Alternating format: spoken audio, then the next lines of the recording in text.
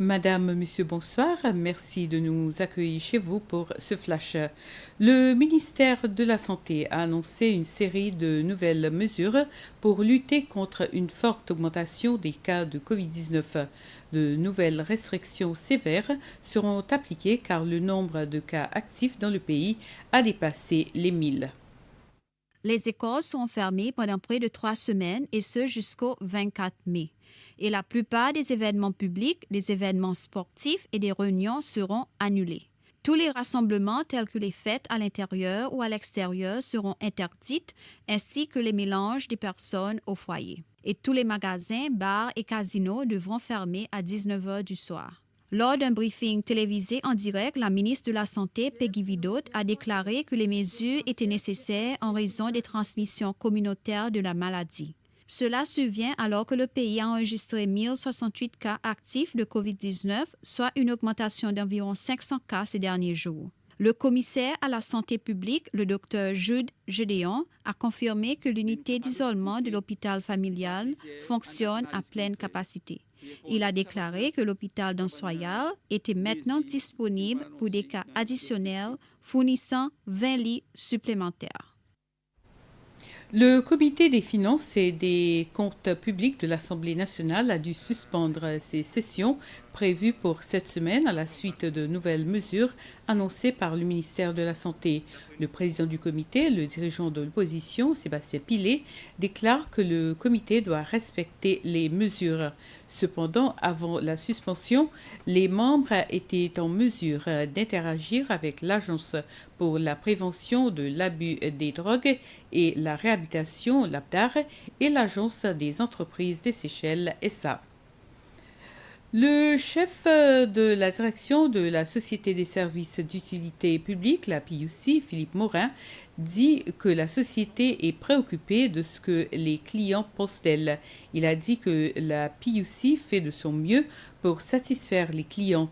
Monsieur Morin s'est exprimé lors d'une conférence de presse ce matin pour répondre aux plaintes des clients et ce qu'il a décrit comme des perceptions des clients, alléguant que les factures d'électricité et d'eau sont particulièrement élevées. Au cours de ces derniers 3 mois, la société a augmenté le tarif d'électricité par 55 sous. Cela est survenu après plusieurs mois que les montants de ces factures d'électricité et l'eau ont été estimés. La police a rapporté qu'un ressortissant russe âgé de 43 ans est décédé à la suite d'un accident mortel survenu hier soir dans le district d'Anse-Royal. L'accident, qui a été signalé à la police vers 22h50 la nuit dernière, impliquait l'homme russe qui conduisait une voiture et un petit bus. L'homme russe a été certifié mort à Anse-Royal vers 23h20 alors que le conducteur du petit bus a reçu de l'assistance médicale à la suite des blessures qu'il a subies à la tête. Le test d'alcoolémie effectué sur le chauffeur de bus était nul. La police dit avoir ouvert une enquête sur l'incident.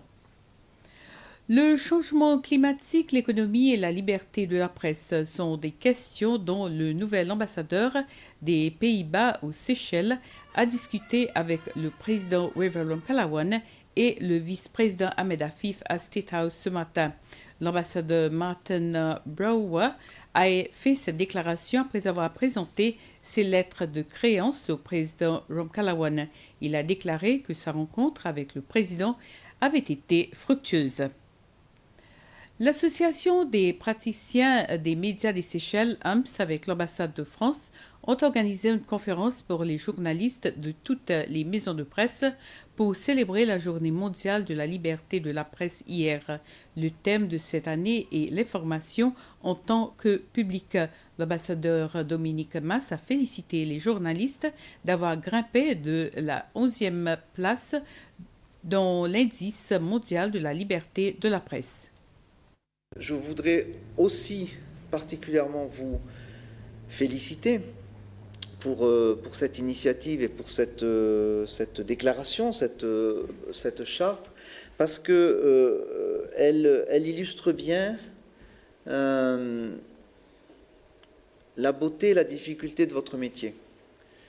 Votre métier contribue directement au renforcement de la gouvernance, au renforcement de la démocratie, parce que vous aidez à informer les lecteurs ou le citoyen.